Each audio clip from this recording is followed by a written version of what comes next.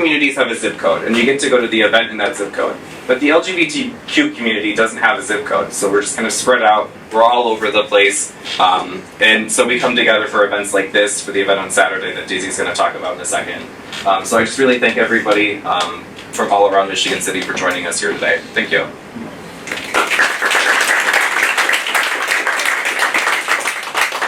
Hello, I'm Daisy Lee. I'm on the Michigan City Common Council for the second ward.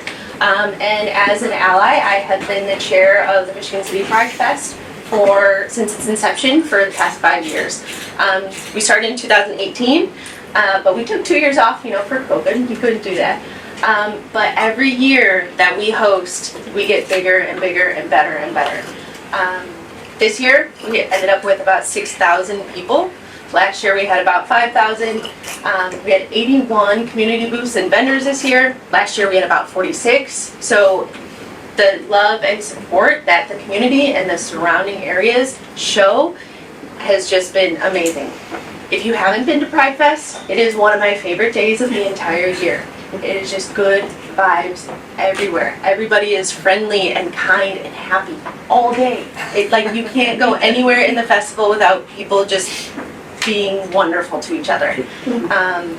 We have a lot of supportive parents, a lot of supportive kids. It's a wonderful day. Was anyone there this year? Thank you for I know some people tried to come, but the parking lot was so full that people couldn't get in. So we met as a committee last night and we debriefed, and we're talking about some options so that doesn't happen next year, so make sure everybody is involved. But thank you all for your continuous support. It's a wonderful community, and I appreciate you all.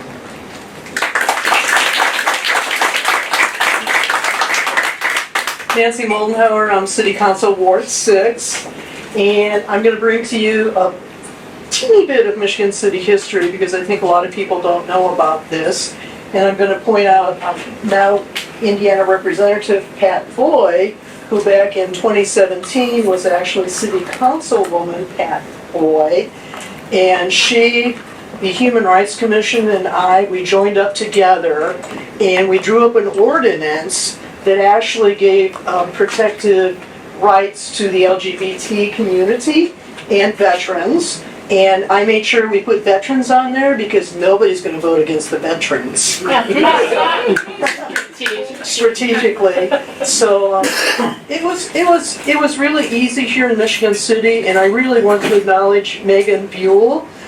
She passed away this past year, and she started Trees, which was a transgender support group in South Bend and then in Kentucky, and it served really the whole Southwestern and Midwest. And she was our guiding light. She said, keep it under the radar.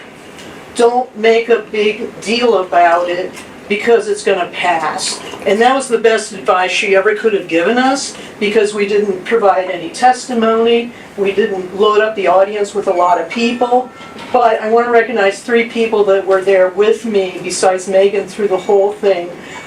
Reverend Dennis Carroll sat with me through all 4 readings, and then also the late Michael Rivera of the NAACP was there through the whole thing also.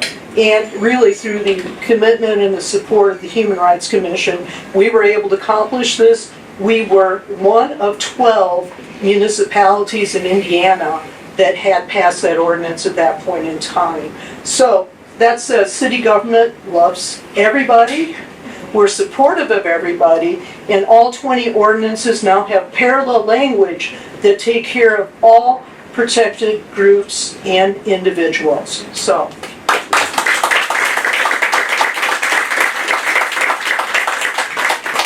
Awesome. So we're going to have Pastor Erica say a prayer, and then we'll be ready for breakfast. Please do. Yeah. I want to stand in front of Daisy though. My friends, let us pray. Our gracious and holy Creator, we come to you this day to give you thanks for your creation, for the ways that you have made this diverse creation in spectrum of color and gender and spectrum of joy and in sadness. And we thank you that you are with us in all of our experiences. We confess to you for ourselves in times when we have not acknowledged and supported all of your creation, all of your children. And we confess to you the ways in which individuals in our nation, in your name, still deny the beauty of your creation around them.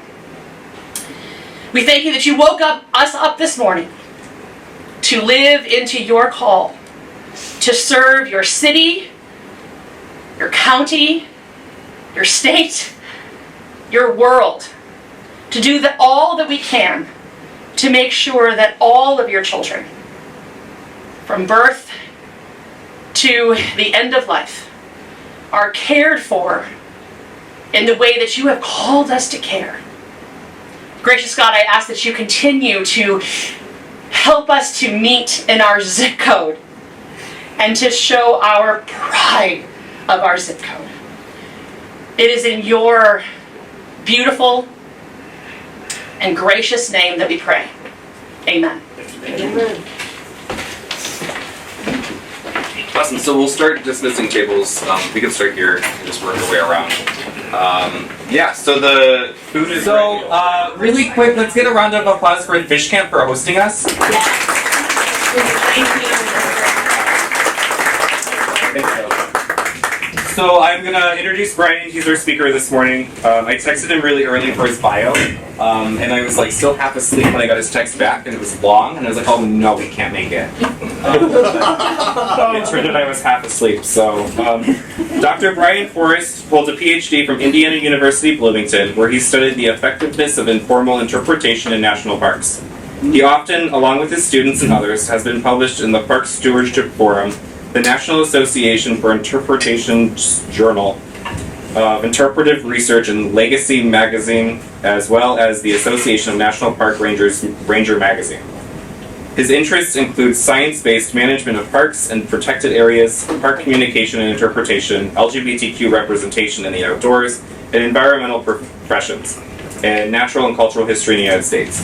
Brian's also a former docent of the Old Lighthouse Museum just over the hill. I love that this location worked out so perfectly for this event.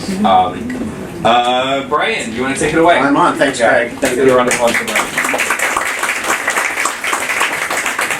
I'm really happy to be here and amongst what I perceive as really fine people, some of whom I know. I can't tell you how proud I am to have Daisy Lee as my council representative. Someone that I've known for a number of years, and actually I used to be her boss. Now she's mine, as well as Greg and Nancy, people that sit on the city council that I'm really proud to call friends. I bought my house from Randy, and It is a paid advertisement. that's right. And I love this community. This morning I made 2 stops before coming down to sit by the lighthouse for a few minutes. My first stop was at Greenwood Cemetery. And I stop by there frequently to see my sheroes. And those are Harriet Colfax and Anne Hartwell. And I'm sure you know a little bit about Harriet and Anne.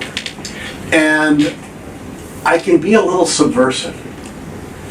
In 1969, the Michigan City Historical Society somehow, and I don't know the details on this is further research, but they came to the understanding that Harriet Colfax, who had been the lightkeeper from 1861 to 1904, for 43 years, never had a grave. She was buried in an unmarked grave. And so in 1969, they created one, what I call the commemorative marker. And if you go to Greenwood Cemetery and find that commemorative marker, and then look about 10 yards to the north, there are 2 simple stones, each with one name, Anne and Harriet. And that is indeed where Anne Hartwell and Harriet Colfax are buried, in the Hartwell-Colfax lot, side by side. There is, you know how in the cemetery they have commemorative posts, right? And there's a lovely one that says U.S. Lighthouse Keeper. And here's where I'm nodding. Do not tell my mother. She'd probably be okay with this. It often sits at that commemorative stone. And this morning I moved it to sit by her gravestone. And I know I'm not the only person in this room that does that from time to time. And I'm grateful. Because one of my interests as an academic and as a person living in the world that I love is to try and understand a story as accurately as possible.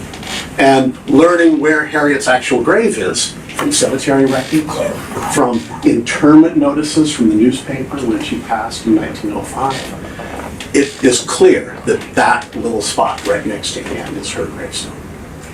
My second stop was at Lakeshore Cafe, my favorite place. I wrote most of my dissertation there. I forgot to credit them in my acknowledgments, but I do by spending a lot of money there. And I knew that this month, their drink specials were all Pride specials. And so I stopped and had a ceremonial mom hugs. And it was good. Caramel and cinnamon, or apple and cinnamon. But again, while I was coming here, I realized I love this town. This is my home. I spend much of my time during the academic year in Bloomington. Bloomington's a nice place. It's not home. Michigan City is home. I've been here since 2005. Came here to work as education director at the Dunes Learning Center, having had a history with national parks. And this is the second time I've lived in Michigan City. When I was a park ranger nearly 100 years ago at Indiana Dunes, I also lived in Michigan City, and I really love this town, and I'm so proud to have people that are guiding it in open, understanding directions. Thank you for your beautiful words. I love the idea of the spectrum of joy, and I try the best I can to live on that spectrum. I understand the spectrum of sadness, and we must focus on that from time to time. And joy rises. Working with young people, teaching at Indiana University, joy is something I learn and feel is important. This is a really rough world right now, but young people have perseverance, they have vision, and they teach me every single day. So, introduction. What I want to do today is talk about my sheroes, Anne and Harriet. How many know a little bit about Harriet Colfax and Anne Harpal? Okay, tell me something you know. What do you know? I'm actually working on a historic novel about them. We'll walk. Okay, and tell me one thing that's part of that novel.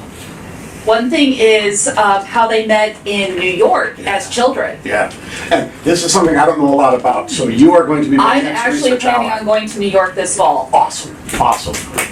Your name is? Ashley Sharkey. Ashley Sharkey? I'm born in Michigan City, but I traded sides. I live in LaPorte, so please forgive me. Our little secret, okay? Who else knows something about our gals? Yeah, Nancy. They were special friends. They were special friends. What does that mean?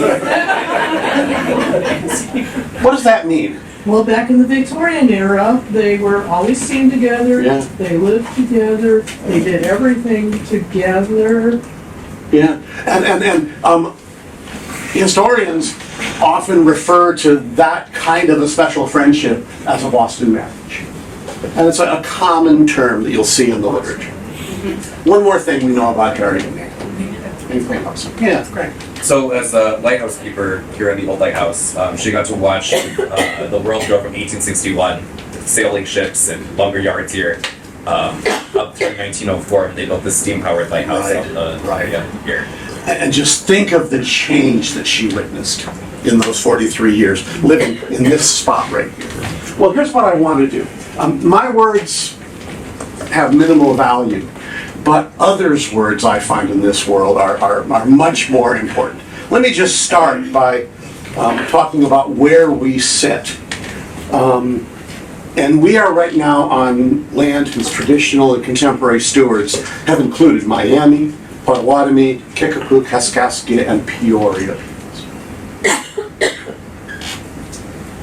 An article from 1902 in the Indianapolis News said, "It was noted that some Miami Indians were present when the town was first platted in 1832. 200 years before that, the French traders and trappers visited what is now Michigan City. In 1673, Nicolas Perrot, employed by a company at Montreal, is known to have camped where Michigan City now stands. The land where the lighthouse now sits, the old lighthouse, which was built in 1858, that's where Harriet and Ann lived. The new light, 1904, sits on land that was acquired by the United States government in 1826 through a treaty with the Potawatomi. The Treaty of Chicago in 1833 set the stage for the removal of the majority of the Pokagon band of Potawatomi who lived here. And that removal would take place in 1838. I personally am thankful that some families were able to remain, and they are at the heart or the genesis of a vibrant contemporary Potawatomi community. So I just wanted to share that. Let me now go to a newspaper article. And this is an article from the Chicago Tribune, the 16th of November, 1902. And the headline, the title of the article is, "Old Maids Plan to Heal Their Hearts." The subtitle, "School Teacher and Lighthouse Keeper Have Tried It for Half a Century." Both disappointed in love affairs, two women plighted their lives to each other and sealed the compact by exchanging engagement rings, which have been so worn for nearly half a century. This is the story Michigan City people tell of two maiden women now approaching the 40 mark of two of the most useful lives ever lived in northern Indiana. I love that notion of useful lives. I think we were called to live useful lives this morning, and that's something I take pretty seriously, and I see in the people that I know and care for in this room. One of these women is Miss Hattie E. Colfax, a cousin of the late Schuyler Colfax, formerly Vice President of the United States, and the other is Miss Ann C. Hartwell. Miss Colfax is now, and has been for many years, the keeper of the government light at Michigan City, and Miss Hartwell is one of the best-known former school teachers in Michigan City. Both women are exceedingly reserved as to how they came to join their lives, but those who are near them tell of the romantic tie that seems to have bound them together for all time. Well, that says something. It implies a lifelong relationship, a lifelong commitment between two women. More detail comes from an article from a couple of decades earlier, and one that I've got to say I only learned about yesterday. My friend Nancy sent me an article from Dig the Dunes written by Matthew Werner. And he referenced a Sunday, December 21st, 1884 article from the Indianapolis Journal. And one of the great things about academia is you have access to things. And so I was able to find the article. Interestingly, it was not even an article, but a paragraph under a heading where there were other paragraphs called Incidental Recollections. Not headline news, just something of interest. And interestingly, it doesn't even name the people, but we know who it's referring to. In the lighthouse that stands at the foot of Hoosier Slide, and remember, Hoosier Slide was there then. Now we have the power plant that will go away. In the lighthouse that stands at the foot of Hoosier Slide on the Indiana shore of Lake Michigan dwell two women who have lived there as the attendants of the government light for nearly 24 years. The change in the federal administration coming up may cause a change in their residence. If it does, it is said that death in Grover Cleveland will be the same to them. We get little inklings of politics from time to time in learning about these women. The lighthouse became their home when they were young in the 20s. old enough to have experienced the sweet and the bitter of love's realities, joy and sadness. For both of them, loved and were loved. What we don't tend to say is they continue that, but that's another story. The romance of their lives is a story familiar to all who know them. The attachment between them began when they each had lovers to whom they became betrothed. Their friendship was one of the most ardent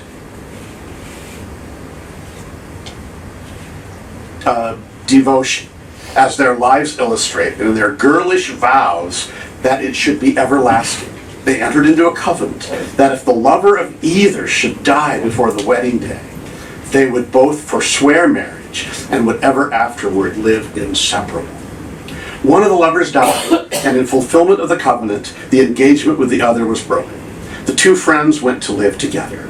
One is a cousin of an Indiana man whose name appears in history as Vice President of the United States. Through his influence, they were appointed keepers of the lighthouse, and the place has been their home since. They have attended to their duties faultlessly, and in times of danger, fearlessly. The stronger of the two assumes the heavier work and looks after all business affairs. They sometimes call themselves husband and wife. The attachment between them is as strong as if their lives were united by the ties of marriage. I really love what that article says. It simply tells more of a story. And as a person, as I mentioned, trying to tell stories as accurately as possible, I have looked to whatever sources I can find. And sources are hard. There's very little original material that comes from the lives of Harriet and Anne. I have their wills. Oh, they will pretty much everything to each other. Harriet and Anne both some relatives as well. The only extant document written by either of them that I'm aware of is Harriet's logbooks, because indeed she served as the federal lighthouse keeper for those 43 years. And in her logbooks, there's some really interesting information. Let me just talk a little bit about the appointment of Miss Colfax, because it was not without controversy. The October 23rd, 1890 Morning Journal and Courier from New Haven, Connecticut, a Connecticut newspaper writing about her, noted the lighthouse at Michigan City was built in 1858, and 3 years later, a slender little woman with brown hair and gray eyes was put in charge of the light. Born in Ogdensburg, New York, up on the St. Lawrence, as was Anne, by the way, childhood friends.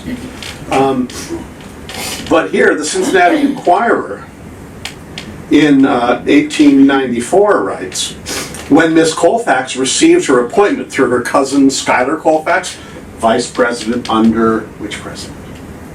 Ulysses. Thank you, Ulysses Grant, who was the Speaker of House, by the way. Was he Speaker when the Emancipation Proclamation or the amendment of abolishing slavery was passed? I'm not sure, but he was a prominent politician. When Miss Colfax received her appointment through her cousin Schuyler Colfax, sneering critics hinted that if a wax doll had friends at court, it might as well be chosen lightkeeper as this little girl. But Harriet would prove that wrong. In her log, she writes about harrowing experiences. She maintained the light that was in the building itself. The original lighthouse building was foursquare, like on the postcard on your table. The two rooms on each floor to the north were added in 1904.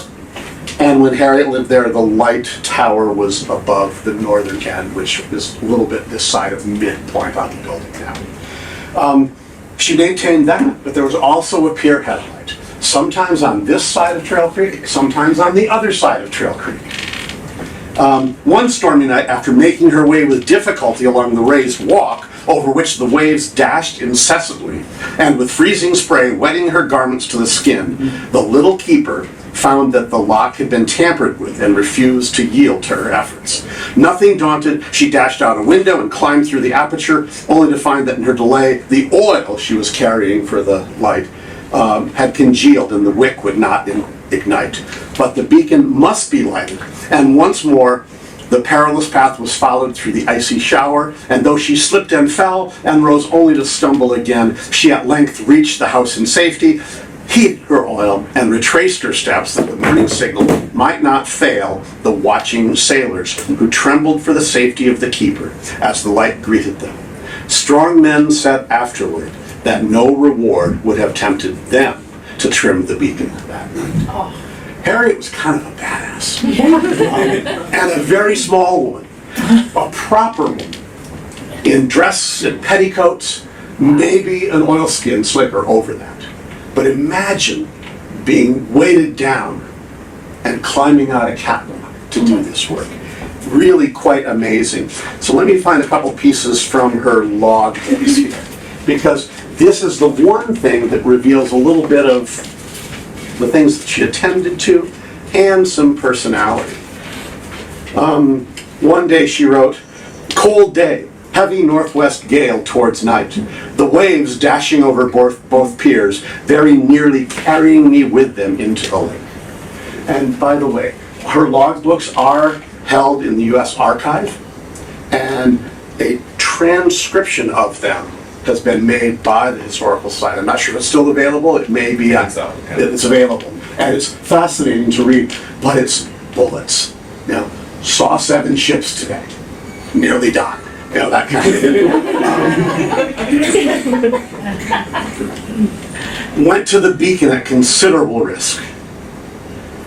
Westerly gale all day. 4 vessels entered while the gale was at its height and ran against the elevated walk, breaking it again. She had to do a lot of repairs, and I think that beacon light, that extra light that she maintained, was sort of her nemesis. But you also get a little bit of sense of her life. On May 6th of 1882, she wrote, "Warm rains painted the lantern stairs and upper hall. 2 arrivals." So 2 books came from that.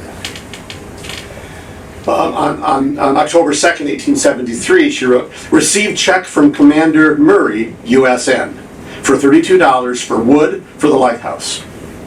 1 arrival, propeller." So we're seeing that transition that Greg talked about, from sail to steam power. On August 19th, 1879, she wrote, "Received letter from the inspector authorizing me to purchase 4 cords of wood." And on July 7th that year, she wrote, "Sent the superintendent a request for 4 cords of wood." 1 arrived, so she needed more wood. But she had a life, and we only get little pieces of that. She occasionally talks about visiting family or friends. Never in the logs is Anne mentioned. But she writes, "Asked for leave of absence to visit the World's Fair a fortnight in October from the 11th. And that would be the 1893 Columbia Exposition. On October 28th, she wrote, "Strong north gale, repairers finished their work today. Left for Columbia Exposition this morning." And on November 2nd, her log states, "Light south wind, warm and clear, return from World's Fair." And we can only imagine her experience there in Chicago. On May 2nd of 1877, she wrote, "Hard frost, many gardens injured. Very brilliant northern lights tonight." And we get snippets of her appreciation of the natural world around her. On April 5th of 1889, she wrote, "Snow, light northeast wind, mild, inspector called. Set up 2 large trees in the yard, bass and elm. And 10 days later, light northeast wind, clear and present, 3 arrivals. Set out 4 more trees in yard, locusts." January 1st of 1888, a bright, beautiful beginning of the new year. We even get a sense of her humor from time to time. And now I lost this quote, one of my favorites.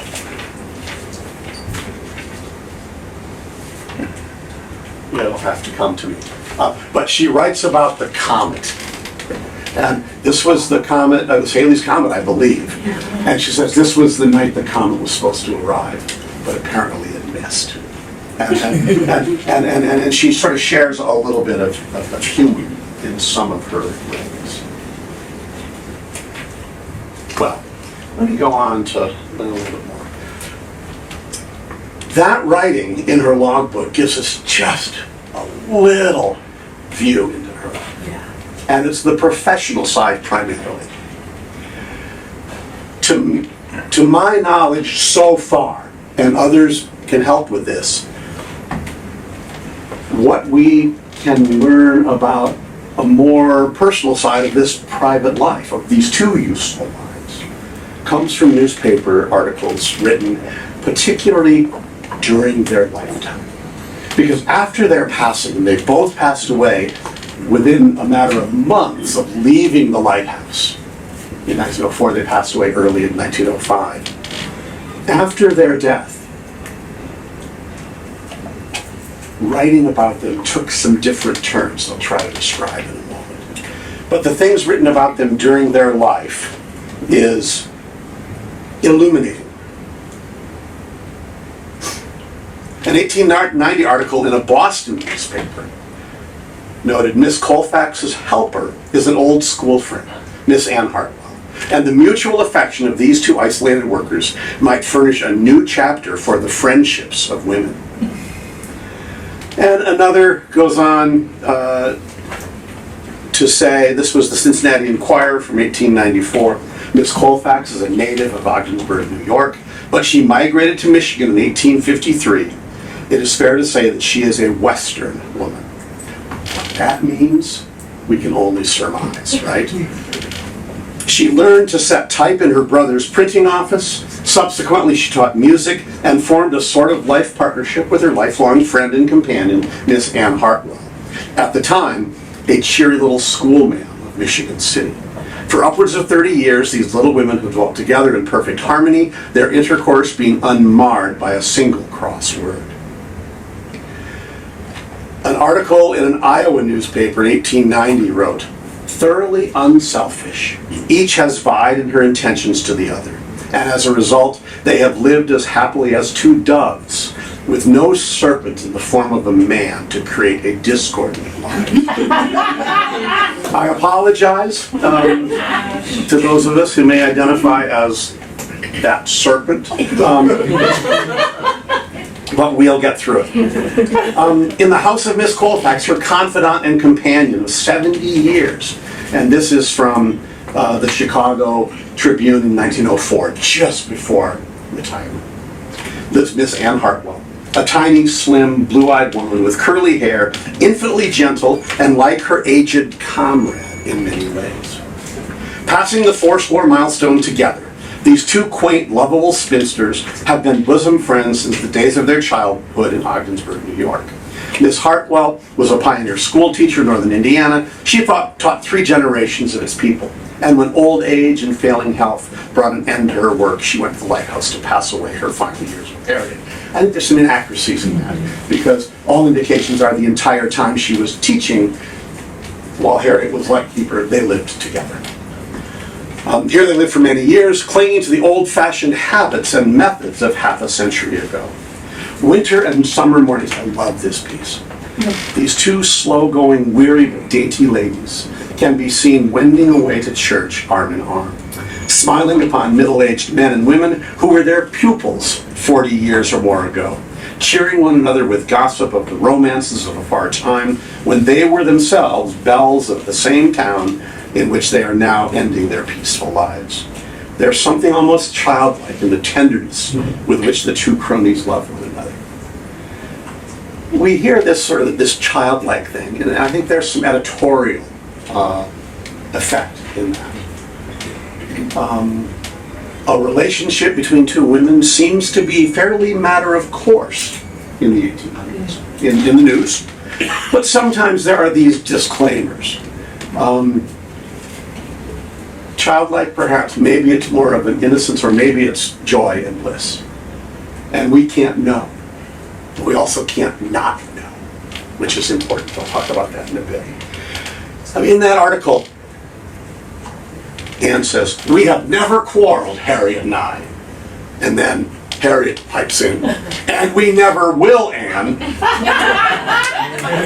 Taking the other small hand in hers. "Never, that is, unless you again insist on tending my light. That's one thing you or anyone else shall never do while I am lighthouse keeper." So there's some strength, there's some determination as well. Also in that an article in 1902, those who know the inside life of these two people speak of the wonderful attachment for each other. The earnings for each were placed in a common fund, each using as she desired. During the summer season, we lived at the lighthouse apartments provided by the government, but in winter, when navigation closes and the light is not needed, they move to a cottage in town where they pass their time in each other's company. It's an odd, unusual blending of two useful lives. We do know that after leaving the lighthouse, they moved to a house on Washington Street, just across from the Barker House, Barker Mansion, where All Phase Electric now is. I need to do some research to learn about that house. But here's some other things. A Michigan City paper in 1894 mentioned that Anne Hartwell was one of the founding directors of the local chapter of the Needlework Guild. Anyone know about the Needlework Guild? They sewed, it was women, they sewed garments and other things for people in need. And we get this sense of charity, if you will. I don't know if that's the right word, but this sense of service. As a matter of fact, when the original Michigan City Library on 8th Street was being built, their donation to the erection of that library is noted in the newspaper, simply as $25 from Colfax Hartwell. The library, I can assume, was important.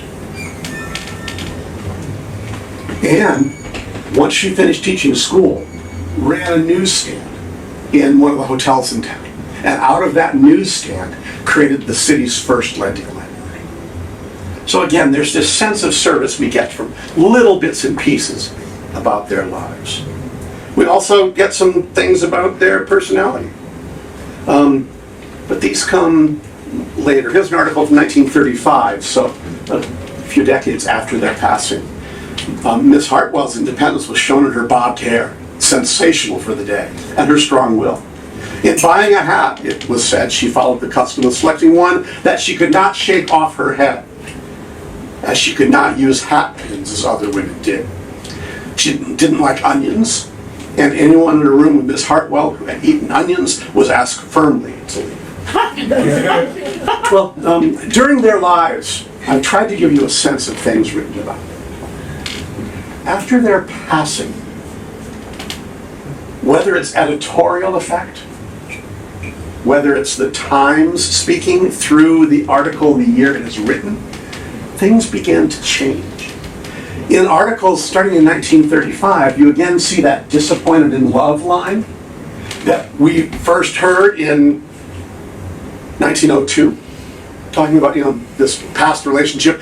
And that article in 1902 goes on to say, and out of that came this lifelong commitment. But articles say things like disappointed in love. Harriet went to the lighthouse to while away her years in sadness. 1935, until Greg found me this article from 1902 that had the disappointed in love during their life. The first I'd seen after that was 1935. And that's all I knew up until a year or so ago. 1935, it was stated, and about every decade after that, an article would be written in which disappointed in love was in quotes. And so that line, I believe, from 1935 became fact. And so it could be used with authority to justify the only reason two women would exchange engagement rings, live together, was because they didn't, have success in the more heteronormative. And that continues.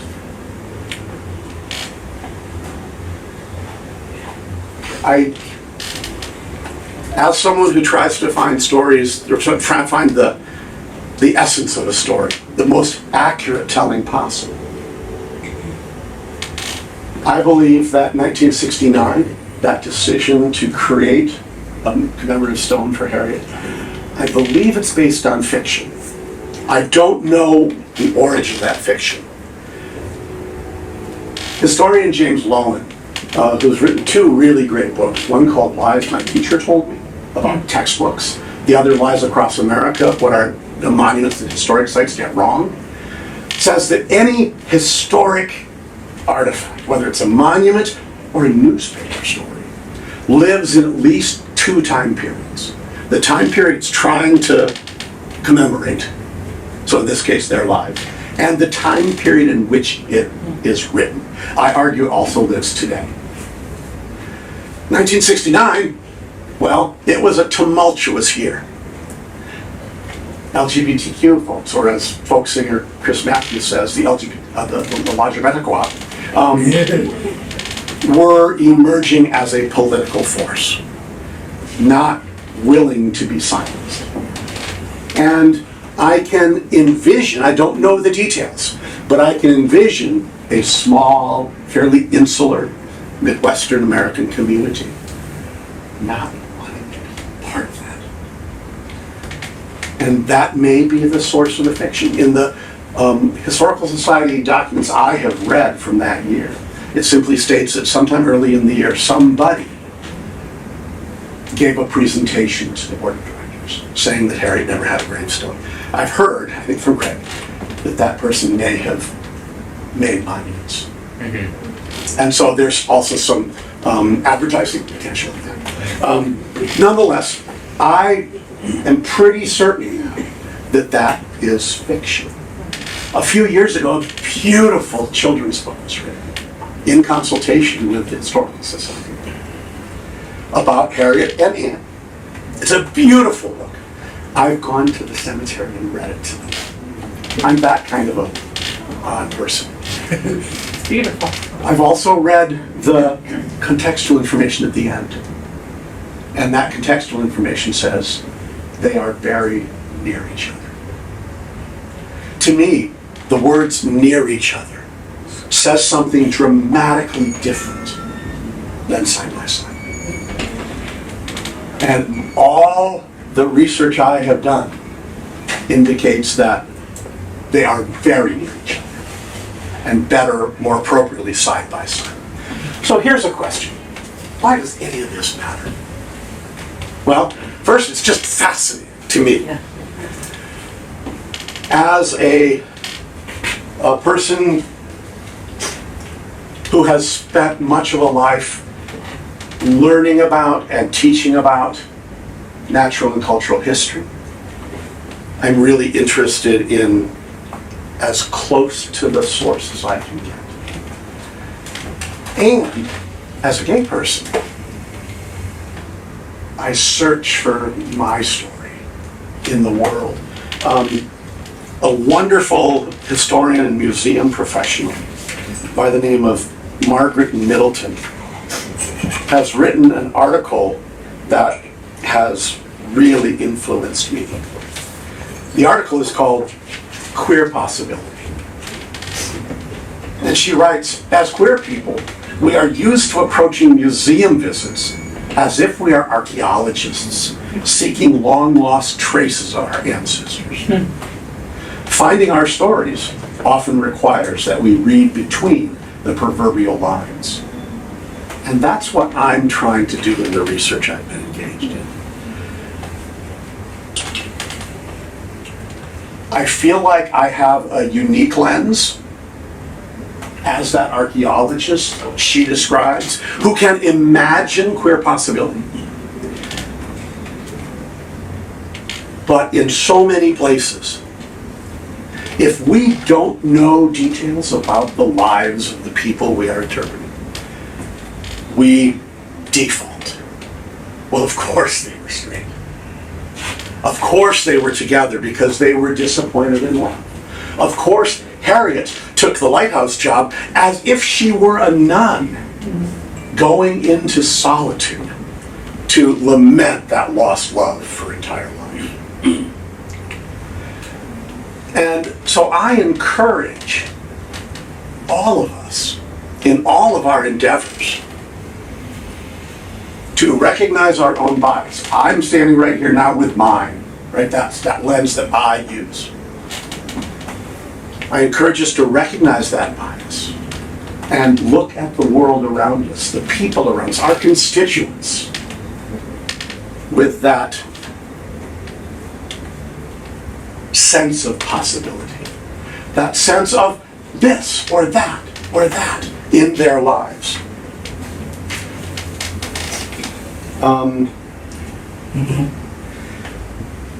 If we look at Harriet and Anne through queer possibility lens, I think it begs the question of how we tell these stories. In describing the status quo, Middleton notes that interpreters have followed unspoken standards used in the telling of queer stories. If they believe a historical figure's queer identity is relevant, then maybe they'll tell it.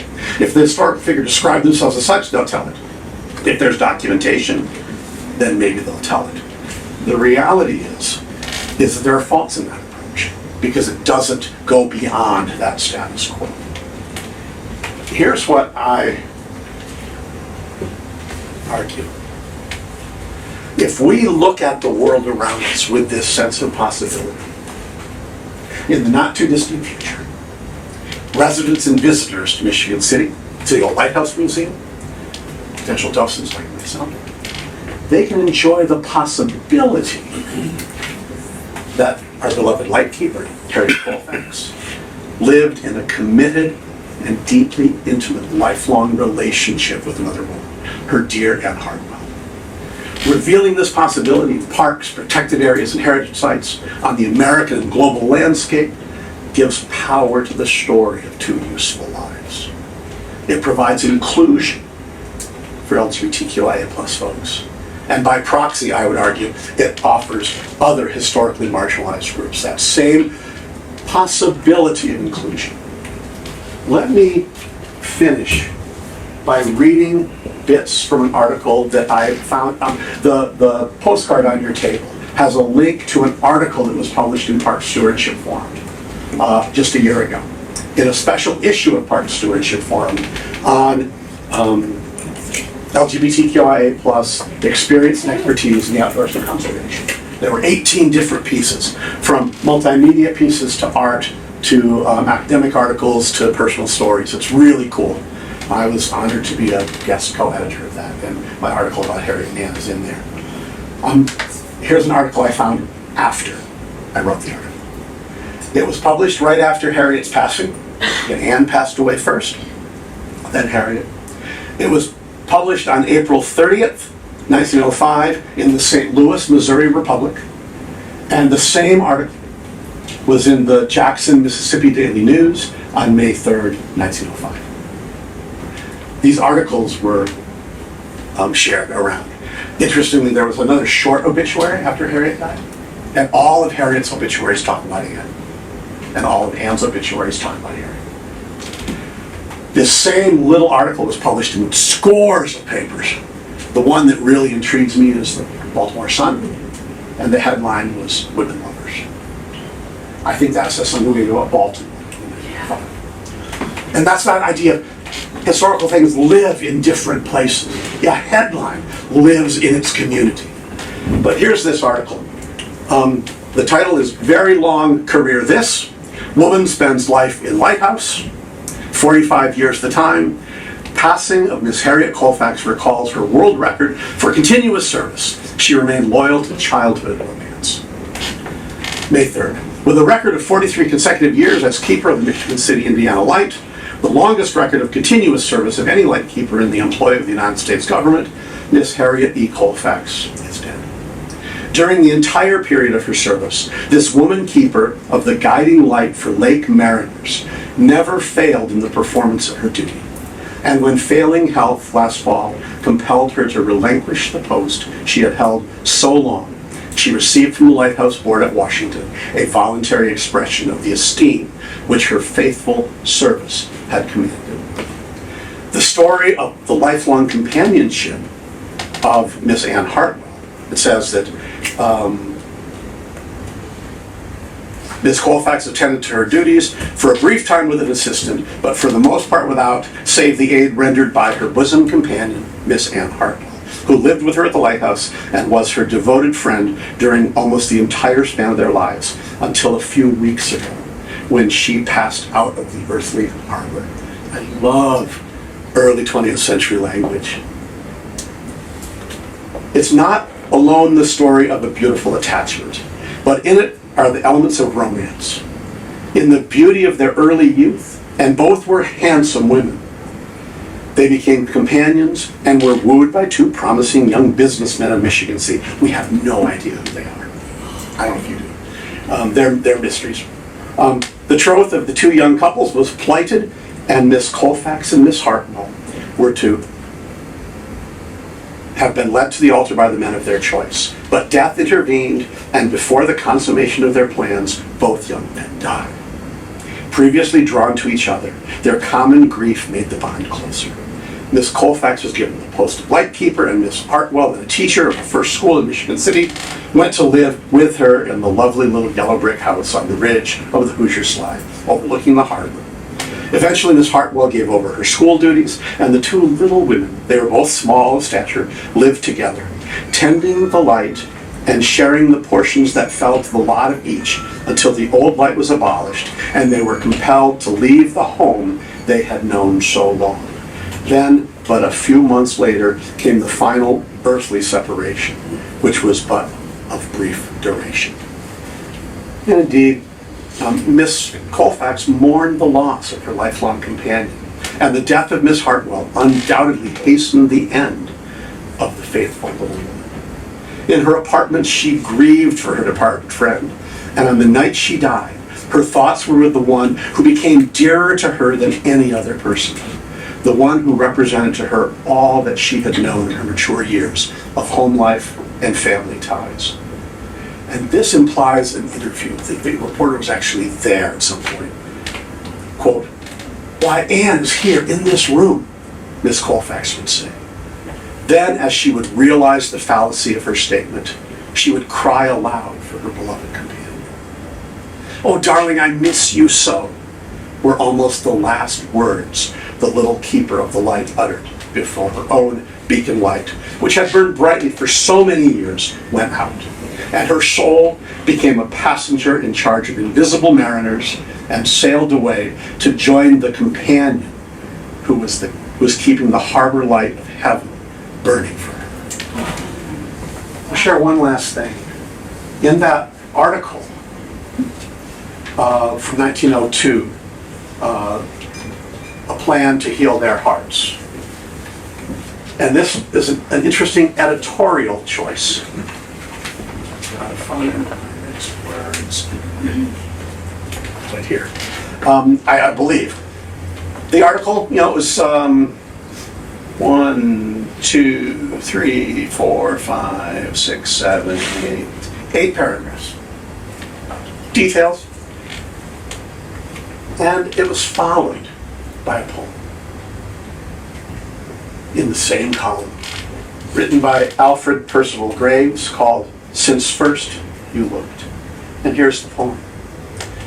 "Since first you looked upon me, and looked my heart away, my thoughts have never rested for longing night and day. As homing swallows flutter o'er woodland, lake, and lea, they soar and fly forever, to thee, alone to thee. And though the mountains were golden, and though the rivers ran wine, I'd pass them all by unbeholden, beloved, to make thee mine." Here's what we know.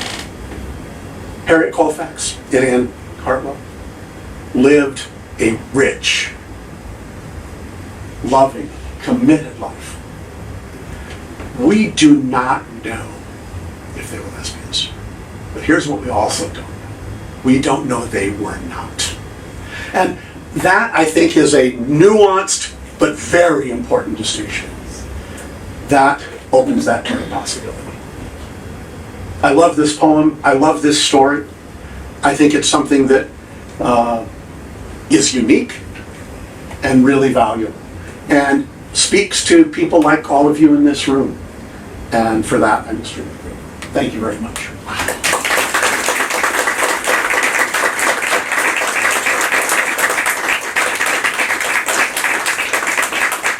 I'm happy to answer any questions that people have. I don't know that I have. We've got a few minutes, I've got yeah. a couple minutes. You used the word. Go ahead, yeah. Okay. So, did any of the authors of any of those articles that you read, do you know whether they're male or female? I do not know. There are no names on any of the articles I have located. Because it seems like any of them, if it was saying male or female, must have been gay or lesbian because it's written with such care and sensitivity. Yeah. It's hard to believe that a straight man or woman would write it with that much passion. I agree, and your name is Lawrence Zimmer. Lauren? Lawrence. I think you're speaking from that lens of possibility, something that I really respect. And you're able to see that feeling in the words. And I think that's important. And I wish I knew any of the names of people who wrote, even to find something else they had written. Anything else?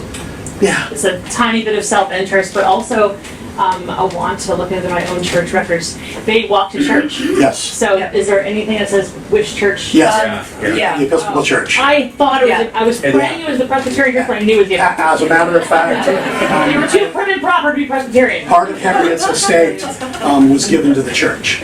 And I've heard that there's some plaque or something in the church. Better than a plaque. So one of the questions I was going to ask is what some of the monuments around town, the Colfax. But even better than that, because the bridge, of course, is one of the monuments Right. to Harriet, and I feel like Colfax Ave has to be for her. It's Right. her cousin.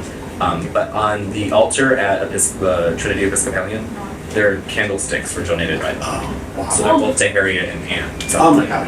Yeah, that's wonderful. Wonderful. So Yeah. Matt Kubik will show you Yeah. that Yeah, I'll first look at Friday. that. They are true sheroes. And I use that word deliberately. Anything else? Thank you so much. I'll be around. I'm happy to.